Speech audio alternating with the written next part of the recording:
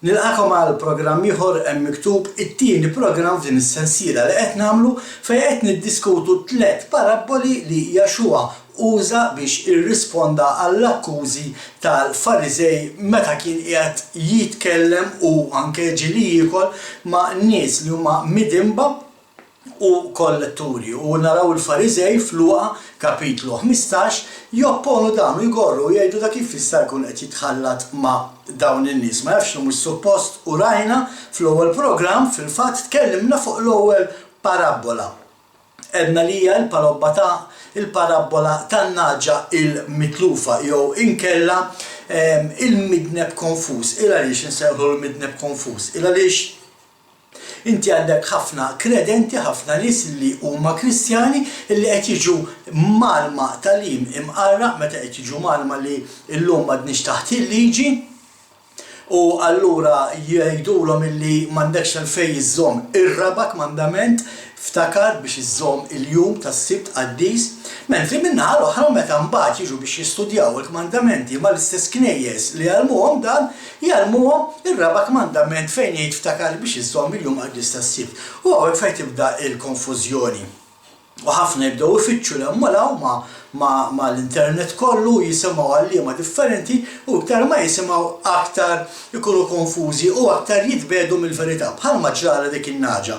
Baxxit rasa, tiekol il-ħaxix minha u tiekol il-ħaxix minn hemm, sakemm meta qollit rasa sabet illi kienet qiegħda waħida il-merħla sparixxiet ma tidhirx ir-rajm kienx qed tadraħ u kienet il-bogħod minn fejn suppost kellha tkun.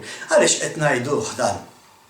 Qed ngħiduh il għaliex ħafna huma konfużi minħabba din il-biċċa xogħol. Meta jiġu malma li llum m'għandekx għalfejn iżżomm il-jum tas-sibt qaddis għax m'għadniex taħt il-liġi.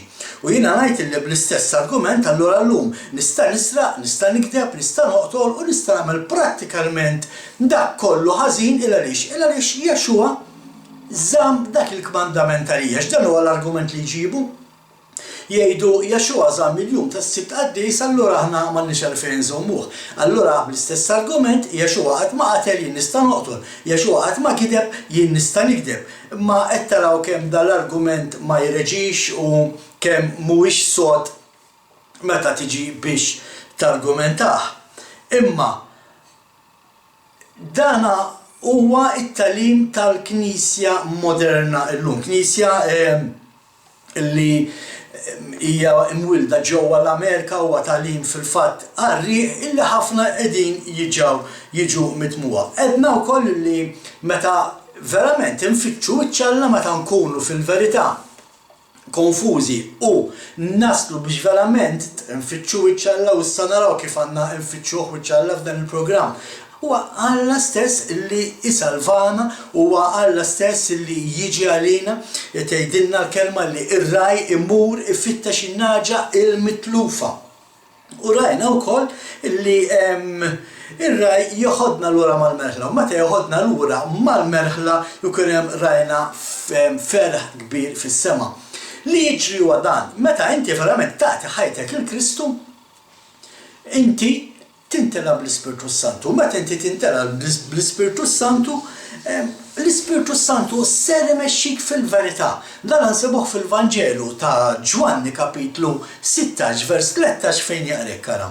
Meta jiġi l-Ispirtu tal-verità, iwassalkom għall-verità kollha.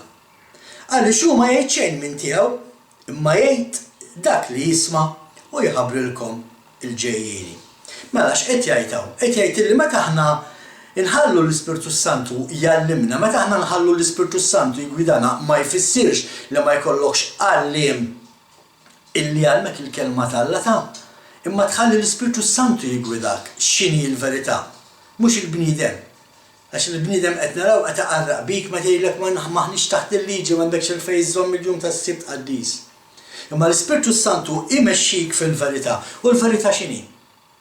Il-verità hija il-kelma tal-Alla. U dan jfisser li allura meta inti issa minn persuna pagana ġejt issa il-pastijek u allura issa inti kredent, inti qed temmen f'Jaxua l-Messija, issa suppost li allura tibda timxi wara l-10 kmandamenti. L-10 kmandamenti li huma il-kelma tal-Alla u naraw fil-kelma talla illi anke din l-istess kelma saret bniedem u għamret fostna. U rajna fl-programm allura li Yeshua huwa il-kelma talla magħmul bniedem. Mela jekk irridu nimxu wara Yeshua, irridu nimxu wara l-kelma talla. Jekk irridu nimxu wara Yeshua, irridu nżommu l-10 kmandamenti mhux 9. Għax allura nerġa' ngħid bl-istess argument jiena nista' nemmen li hemm aktar minn Alla wieħed għaliex għax dak żammu Yeshua dak il-kmandament, imma nkun qed nagħmel sew. Nista' mmur nadura lidu li jien għaliex għax Yeshua żammu dak il-kmandament. Dan huwa l-argument li iġibu meta naslu għar-raba' kmandament. Imma biex ngħaddu għal programm tal-lum issa ħanibdew niddiskutu it-tieni parabola. U it-tieni parabola hija dik tal-munita il-mitlufa. Insibuha wkoll bħala il-midneb li mhuwiex konxu, dak il-bniedem li qed jagħmel ħażin għalkemm ma jafx. Imma fajnejn Alla huwa xorta ħażin. Għax jekk inti ma tafx li hemm xi ħaġa ħażina u ma tafx biha, ifisser li m'intix qed tistudja, ifisser li m'intix tiftaħ il-kelma talla u tara x'hemm miktub fiha. Għax kieku tiftaħ il-kelma talla u taqra inti mhux tħalli minn imexxik minn imnieħrek, issib li l-jum qaddis tas-sibt bħalma rajna fl-programm għadu jottan kellum. Ġagbu dak li għalinna fl-Atti tal-Apostli kull nhar ta' sibt morru fis-sinagogi u hemmhekk tisimgħu il-liġi ta' Mosè il-kelma talla tiġi malma lilkom. Is-sibt fil-jum qaddis. Ejja nibdew il-programm. Luqa kapitlu 15 ħanaqraw minn versi 8 sa 10. Jew min dik il-mara li jkollha 10 drakmit u titlef waħda minnhom li mhijiex sejra tixel il-musbieħ u tiknes id-dar u teqpa tfittex bil-għaqal sa ma ssiba.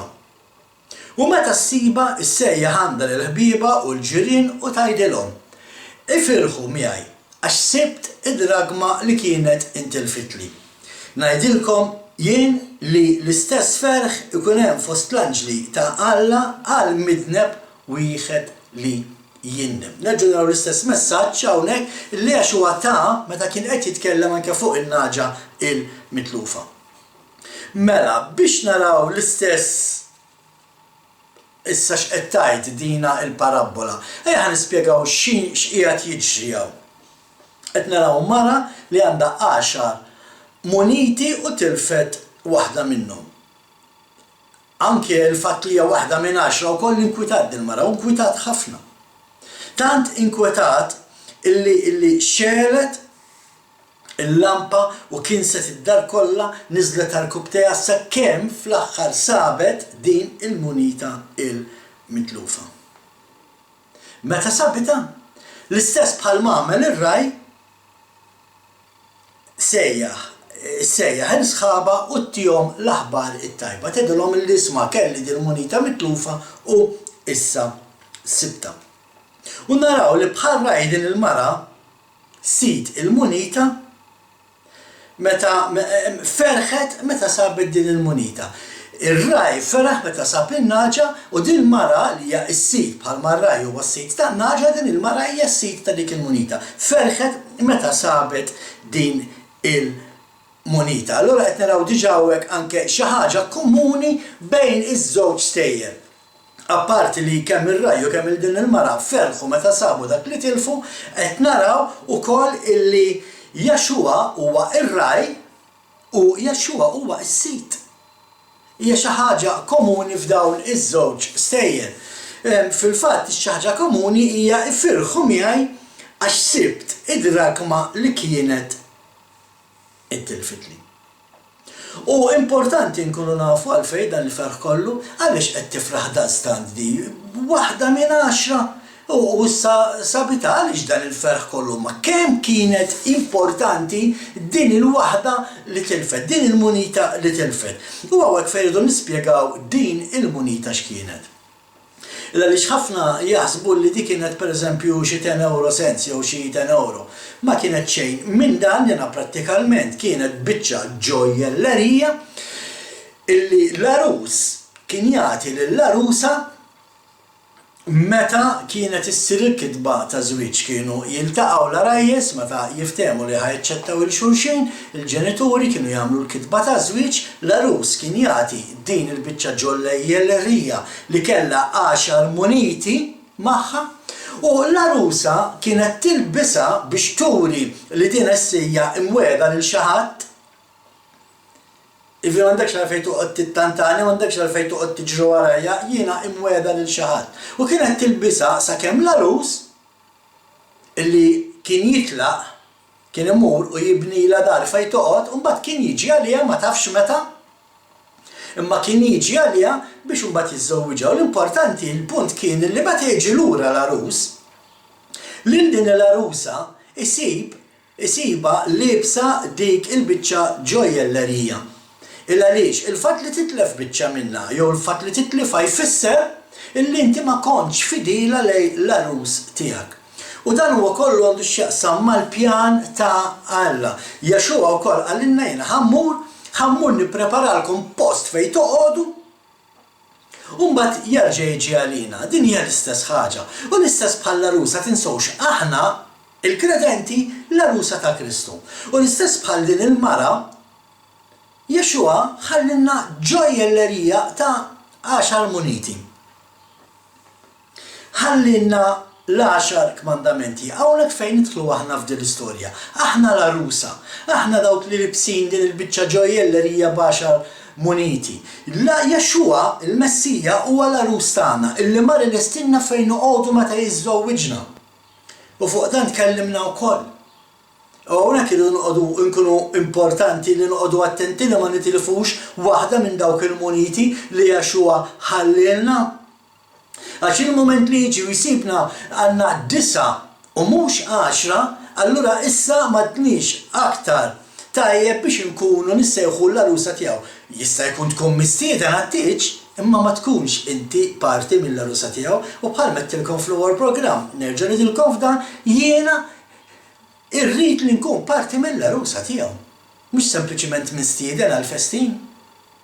Imma biex tkun parti mill-arusa tiegħu tittieħu ħsieb din il-biċċa ġojjellerija li Jaxuwa tagħna u li rridu nżommu u nilbsu sakemm jiġi. U tagħna l-kmandamenti, 10 kmandamenti biex insegwuhom u meta aħna qed insegwu dawn l-10 kmandamenti qegħdin inkunu fidili lejh sakemm jerġa' jiġi. Il-moment li inti ksirt wieħed minn dawn il-kmandamenti, inti issa m'għadekx dik l-arusa fidila. Għaliex? Għax jekk inti flok għandek Alla wieħed, għandek aktar minn wieħed mela diġà ksirt l-ewwel kmandament, tlift l-ewwel munita. Jista' jkun titlef it-tieni munita, għandek idoli f'ħajtek li inti tadura u meta ngħidu idoli ma jfissirx biss bħalma jaħsbu ħafna statwi. Idolistu jkunu nies li inti issegwi, nies li inti timxi warahom minflok ma timxi wara l-kelma t'Alla. Meta inti timxi wara nies li jgħidulek maħniex taħt il-liġi u inti tagħżel li ma tistudjax xi tgħid il-kelma t'Alla biex tifhem inti x'qed tgħid, inti dik il-persuna qed tagħmilha Alla tiegħek qed tikser it-tieni kmandament. Allura issa inti m'għandekx aktar eligibbli biex tissejjaħ l-arusa ta' Jaxuwa il-Messija. Issemmi l-isem t'Alla fil-batar. Jekk tisraq, jekk tikdeb, jekk tidaj, jekk tixtieq affarijiet tal-oħrajn. Jekk tagħti xi falsa, dawn huma kollha affarijiet, dawn huma kollha waħda minn dawk l-10 muniti illi l-mument li titlef waħda minnhom inti ma qbajtx eligibbli biex tissejjaħ issa l-arusa ta' Kristu. Imma l-istess jgħod għal-raba munita. Għal-raba kmandament, jekk inti m'intix se żżomm il-jum tas-Sibt Qaddis, inti m'intix eligibbli biex tkun parti mill-arusa ta' Kristu, tkun mistieden għat-tieġ, imma m'intix ħad tkun parti mill-arusa ta' Kristu. Għaliex? Għax m'intix fidil lejh sakemm jerġa' jiġi lura. Dan għat-talim tistgħu issibuh meta għandna talim fejn fih nitkellmu fuq it-tieġ. L-ludi u l-kelma t'Alla u taraw kemm jixxiebħu u il-passi ta' dak kollu li qed ngħidu, dak kollu li qed nitkellmu fuq hija spjegat ħafna fit-tul f'dan it-tlim. Morru u isimgħuh. Fil-fatt għaliex Jaxuwa jagħmilha ċara illi din il-mara kellha 10 drakmiet. Għaliex 10? Għaliex mhux 5? Għaliex mhux 7? Għaliex mhux 12? Illa Jexua hawnhekk kien qed jirreferi għall-10 kmandamenti. Kien qed jgħid mini dik il-mara dik l-arusa li għandha din il-biċċa ġojjellerija b'10 muniti, li għandha dawn l-10 kmandamenti. U jekk titlef wieħed minnhom ma tqallibx id-dar ta' taħt fuq sakemm issiba. Dan huwa proprju bil-maqlub ta' dak li jagħmlu ħafna. Ħafna li jsejħu Kristjani kredenti tilfu ir-raba' munita f'dina il-kollana ta' 10 muniti, tilfu ir-raba' munita u għaqqas biss jitħajru jfittxuha għaliex għax hekk qed jiġu malma. Illum m'għadniex taħtu dak, m'għadniex taħt il-liġi, mela ħallihem toqgħodx tfittxu. Qed taraw ħbib tiegħi kemm gravi din is-sitwazzjoni meta ngħidu m'aħniex taħt il-liġi.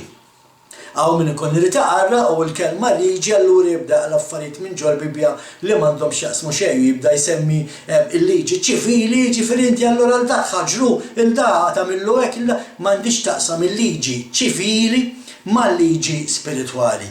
Il-liġi tal-Alla tinqasam fi 3 tipi ta' kmandamenti. Tajjeb, u aħna qed nitkellmu fuq dawk li huma kmandamenti fejn Alla qed jgħid nisma' għamlu hekk jew tagħmlux hekk. Maħniex qed nitkellmu fuq il-kmandamenti ċivili jew dawk il-kmandamenti li fil-fatt taqqas nafu għalfejn Alla jgħidilna għamlu hekk jew tagħmlux hekk. Mhux dawk qed insemmu l-10 kmandamenti. U hawnhekk fejn nidħlu aħna. U rajna li dina il-mara tilfet munita u inkwetat ħafna. U żgur li tinkwita, għax il-moment li jiġi l-arus u ħajsib li għandha waħda nieqsa, issa m'għadix aktar l-arusa ta' Kristu di. Meta jiġi Jexua u jsib l-arusa tiegħu mhix qed iżżomm ir-raba' kmandament, dik l-arusa mhijiex aktar eligibbli biex tkun l-arusa tiegħu. U qed naraw kif allura il-Knisja, il-Church, dik l-ħafna jsejħuha Church, il-Knisja, tilfet waħda minn daw il-kollani, waħda minn daw il-muniti f'din il-kollana. U x'għamlet din il-mara? X'kien irrealizzat li tilfet dina il-munita? Il-kelma tgħidilna li kinset kull imkien. Tgħidilna li niżlet fuq saqajja tittawwal taħt l-amara u f'kull kantuniera. Ma wafqitx qabel sabita jgħidilna Jexua. U dak li qed jistenna minna hekk irridu nagħmlu aħna. Mhux bil-qiegħda komdi u kull ma nisimgħu nagħmlu jdejna amen u halleluja. Mhux dak li ridna nagħmlu Jexua jridna nfittxu l-verità. Irridu nfittxu l-verità bħalma din il-mara fitxet dik il-munita. Nerġa' ngħid kif nafu li dawn l-10 muniti huma l-10 kmandamenti. Qed jirreferi Jexua għall-10 kmandamenti. Isimgħu il-lingwaġġ ta' Jexua f'dan ir-rakkont. Jekk tmorru vers 10 ma ninsawx Luqa kapitlu 15 vers 10 fejn jaqra hekk ara. Ngħidilkom jien l-istess ferħ ikun hemm fost l-anġli tal-Alla għal midneb wieħed li jindem. Ġifieri, il-moment li inti tfittex dan ix-xaġa nisa u ssiba u taċċetta tibda timxi magħha u kien hemm ferħ kbir fis-sema. Il-moment li inti tiskopri li r-raba' kmandament għadu jgħod anke illum u tibda żommu ikun hemm ferħ kbir fis-sema għaliex għax issa inti tista' tkun eligibbli bħala l-arusa ta' Kristu. Ma dekx issa aktar dak il-mistieden. Dak il-mistieden għodu attenti għax kien hemm mistieden illi daħal blibsa li besu u mhux il-libsa li suppost li besa t-tiġ, se jkun hemm jipprova jiġi għat-tiġ anke permezz ta' kif jaħseb li jista' jiġi hu. U dak ħajġi mitfuħ il-barra. Imma nerġa' ngħid jiena ma rridx inkun parti mill-mistednin, irid inkun parti minn l-arusa. U biex tkun parti mill-arusa tkun qed timxi ma' daw l-10 kmandamenti u qed naraw li meta l-bniedem jersaq lejn Alla jirrealizza li r-raba' kmandament għadu jgħod u jibda jżomm il-jum tas-sibt qaddis, kbir ikun il-ferħ fis-sema. Il-jum tas-sibt qaddis biex iżommu da mhux xi ħaġa ta' barra minn hawn. Aħna hekk nagħmlu ta' Malta Messjanika, l-komunità Malta Messjanika.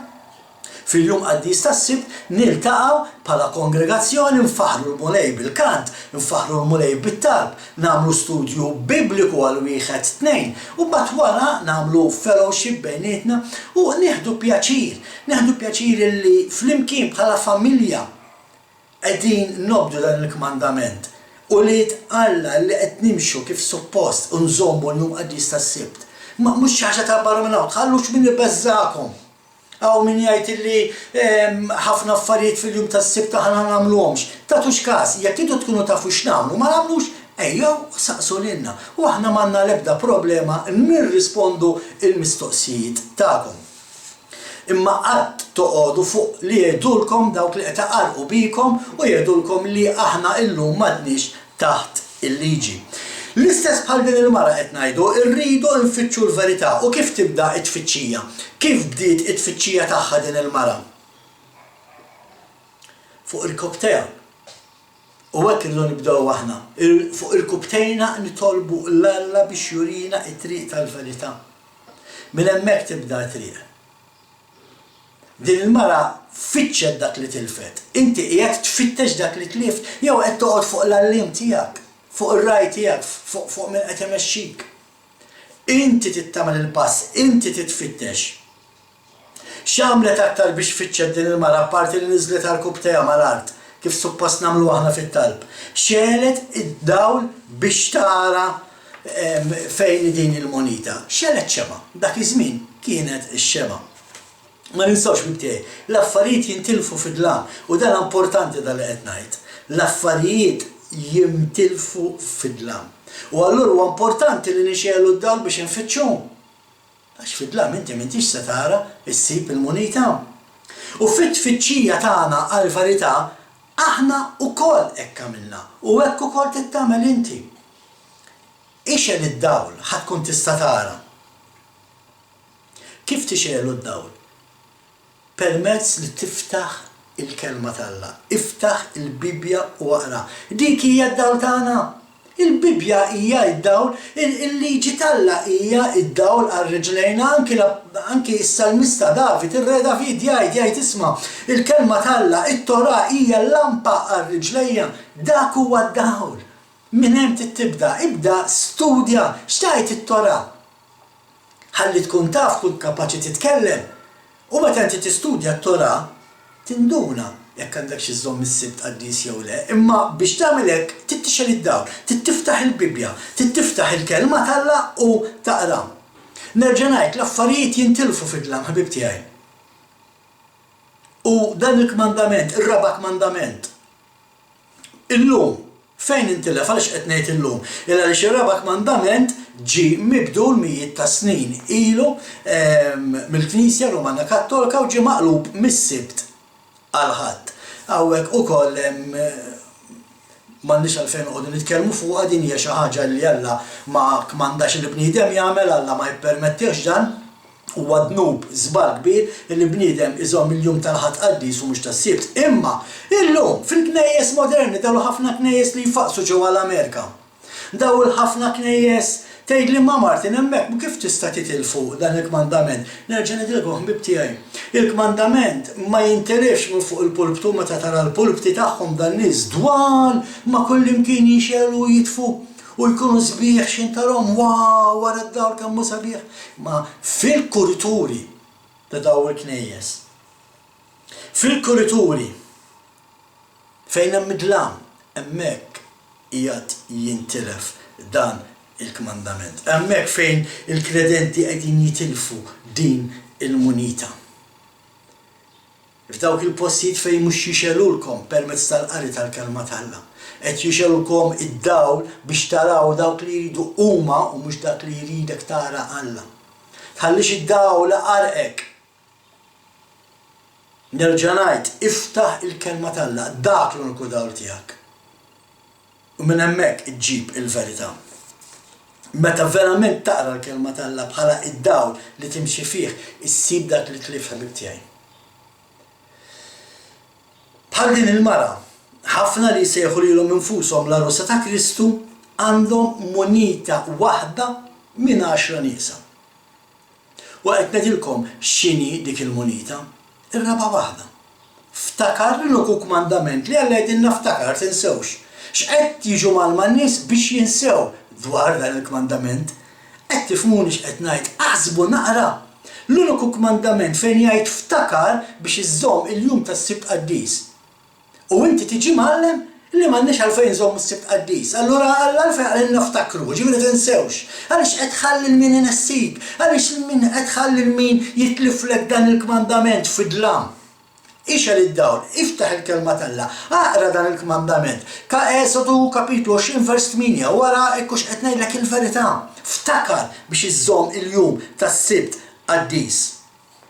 Dan kien il-monita li tilfed dik il-mara. Għalhekk Jexua jgħidilna 10. Alla xar kmandamenti. U fejn tilfitu dan il-kmandament? Fid-dar tal-arusa. Kemm interessanti di fid-dar tagħha stess. Għaliex interessanti għax bl-istess argument il-munita li l-arusa ta' Kristu tilfet, ir-raba' kmandament tilfitu fid-dar tal-arusa dik li ħafna jsejħulha iċ-ċerċ. Ejja mmorru iċ-ċerċ. U fiċ-ċerċ qegħdin nitilfu dan ir-raba' kmandament. Fiċ-ċerċ qed niġu malma biex dan il-kmandament ma nżommuhx. Qummu minn hemm. Tkunux boloħ, tkunux arusa riqda, tkunu arusa preparata illi meta se jiġi lura l-arus isibek fidila biex isibek fidila tkun qed timxi wara l-10 kmandamenti. Fittxu l-verità x'inhi. Għedna fl-ewwel programm rajna anke Pawlus qal lil Timotju illi l-Alla dan jogħġbu lill-bniedem jasal għall-verità biex jgħix l-ħajja ta' dejjem. Jekk inti titgħix l-ħajja ta' dejjem, tkun fidil lejn l-arus tiegħek, biex tkun fidil lejn l-arus tiegħek li huwa Jexua f'dan il-każ, inti tittimxi mal-10 kmandamenti, l-10 li huma. Naf li bħalissa b'dan id-diskors jista' jkun li inti rġajt mort tal-ewwel parabola, in-naġa il-konfuża. Ħalli l-Alla jmexxik, jiġi u jsibek, jurik hu l-verità, jurik hu x'inhi t-triq, jurik hu fejn tittasal minn fejn għandek tgħaddi. Ejja ħankomplu fuq dan ir-rakkont. X'għamlet din il-mara meta sabet il-munita mitlufa? Sejħet il-ħbib tagħha u qasmet magħhom il-bxara tajba. Fl-aħħar mill-aħħar il-bxara tajba x'inhi ħbib tiegħi? Il-bxara tajba mhijiex xi ħaġa li nsibu fl-ewwel 4 Vanġeli tat-Testament il-Ġdid ta' il-bxara tajba tinstab fil-kelma tal-Alla fit-Testament l-Antik minn hemm ġejja l-bxara tajba. Il-bxara tajba hija imxi wara l-10 kmandamenti, kun fidil lejn Kristu Jexua il-Messija u tgħaddi għall-ħajja ta' dejjem. Dik hija l-bxara tajba. Li Alla jasliħ fillek. Jekk inti sal-lum kont qed iżżomm 9 u mhux 10, Alla jasliħ fillek. Imissa taf li hemm 10 kmandamenti u magħhom tittimxi. Tħallix minn aqarraq bik. Tħallix minn ikompli jikaxkrek fid-dlam tal-kurituri taċ-churches. Tħallix minn ikompli jamik bidwal tal-pulptu. Iftaħ għajnejk għall-kelma tal-Alla, dak l-uniku dawl li trid. Il-kelma tal-Alla, dawl lampa għar-riġlejna. U x'għamlet din il-mara allura marret tgħid il-sħaba illi sabet dan il-kmandament għaltilhom ifirħu miegħi. U dak li qed nagħmlu aħna ta' Malta missjanika permezz anke ta' dan il-programm ta' din is-sensiela. Aħna qed nifirħu qed ngħidilkom ejjew, ifirħu magħna illa li x'kellna kmandament nieqes u sibnieh. Ma konniex arusa fidila, issa ndunajna x'kellna ħażin u rranġajnieh. Issa nistgħu nkunu eliġibbli biex inkunu nissejħu l-arusa ta' Kristu. Kellna r-raba' kmandament mitluf u issa sibnieh. Konna qed niksru r-raba' kmandament u ma konniex konxi għalhekk dina ir-rakkont tal-munita l-mitlufa tissejjaħ il-midneb li mhux konxju. Konna qed nidimbu u ma nafux. Ħafna ma jafux li qed jiżbaljaw. Għaliex? Għax qed jiġu malma li hekk suppost jagħmlu. Imma għadu attenti ħbib tiegħi. Nerġa' ngħid il-kmandament jgħidilna ftakar ġifieri tinsewx biex iżommu l-jum tas-Sibt Qaddis. U aħna dak li għamilna, ma konniex qed nimxu ma' dan il-kmandament. Konna qed inħallu minn imexxina minn imneħirna fit-talim. Sakemm xenna d-dawl. sakemm ftaħna l-Bibja, sakemm ftaħna l-kelma tal-Alla. U ma bdejniex issa noqogħdu ħalli nisimgħu nidulu amen u ħallelujja, imma bdejna naraw xi tgħid il-kelma tal-Alla u permezz tal-Ispirtu Qaddis tal-Alla nimxu fil-verità. L-istess bħal din il-mara. Permezz ta' dan il-programm aħna qed ngħidulkom ejjew ifirħu magħna għax sibna il-munita li kellna mitlufa. Ejjew ifirħu magħna għax kellna kmandament mitluf u issa sibnieh. Ejjew ħalli anke intom tieħdu sehem minn dan il-ferħ li inħossu f'dan il-jum qaddis tas-sibt. Għall-grazzja tal-Alla aħna kuljum ferħanin. Imma l-jum qaddis tas-sibt huwa xi ħaġa speċjali, huwa xi ħaġa differenti. U hekk għandu jkun. Għalhekk huwa jum maqtuħ, isseparat, li huwa differenti mill-oħrajn. Ferħan kemm int ferħan matul is-sitt jiem l-oħra, dan il-jum se tkun ħafna iktar ferħan meta tiskoprih. Bħal din il-mara, aħna nifirħu u naqsmu l-bxara tajba tagħna magħkom dak li qed nagħmlu, ikun ħażin ħafna jekk bniedem jisma' l-verità u ma jiċċettaħħiex. U hawnhekk ferdu noqogħdu attenti ħbib tiegħi. Illum qed tisimgħu l-verità, illum tafu x'tajt il-kelma tal-Alla, illum m'hemm skużi. ċara, iswed fuq l-abjad, ftakar biex iżżomm il-jum tas-sibt qaddis, ma tistax tkun ċara aktar minn hekk. U jkun ħażin ħafna jekk il-bniedem wara li jisma' l-verità xorta jażel li ma jimxix fiha. Jekk inti tisma' din il-verità u xorta tażel li ma timxix fiha, allura inti tkun qed tagħmel dak id-dnub li jsejjaħ id-dnub volontarju. U fuq il-dnub volontarju nitkellmu fil-programm li jmiss meta ħa nitkellmu issa fuq liben il-ħali. Imma għal dawk illi forsi irridu jingħaqdu magħna biex jisimgħu aktar minn dan it-tagħlim, nitolbukom biex taraw is-signature tune anke wara dan il-programm fejn fiehem l-informazzjoni kollha fejn tistgħu tikkuntattjawna. Tistgħu iċċemplu lili fuq in-numru 99446299446251, tistgħu tiktbuli fuq contact@messianicmalta.org, tistgħu titlu fuq il-web page fuq il-Facebook page tagħna ta' Messianic Malta jew Living Torah Ministries ħallulna messaġġ hemmhekk u tistgħu wkoll titlu fuq il-Facebook tiegħi Martin Stefala u kkuntattjawni hemmhekk minn fuq Messenger u tkunu tistgħu tingħaqdu magħna u tesperjenzaw kemmu sabiħ il-jum qaddis tas-sibt, imma kemmu ħafna sbaħ meta tirrealizza li kellek munita minn 10 niesa immessa s-sibta. U allura issa tista' tkun eligibbli biex tkun l-arusa ta' Kristu mhux sempliċiment mistieden. Allum ħanifqu ħbib tiegħi sakemm naslu għat-tielet programm li ħajkun fuq il-parabola ta' liben il-ħali f'isem sħabi ta' Malta Messjanika insellmilkom.